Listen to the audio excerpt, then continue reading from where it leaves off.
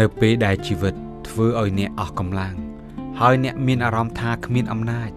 នោះវាជារឿងដែលគួរឲ្យចង់បោះបង់ចោលឬពឹងផ្អែកតែលើកម្លាំងផ្ទាល់ខ្លួនរបស់អ្នកឧបសគ្គនិងការខកចិត្តអាចធ្វើឲ្យព្រលឹងរបស់អ្នកនឿយហត់ហើយចិត្តរបស់អ្នកមានការថប់បារម្ភព្រះគម្ពីរពេត្រុសខ្សែទី1ចំពុក5ខ10ធានាដល់យើងថាតែព្រះនៃគ្រប់ទាំងព្រះគុណដែលបានហៅអ្នករាល់គ្នាទៅឯសេរីល្អដ៏នៅអកលជានិច្ចរបស់ទ្រង់នៅក្នុងព្រះគ្រីស្ទយេស៊ូវនោះកាលដែលអ្នករាល់គ្នាបានរងទុក្ខបន្តិចហើយ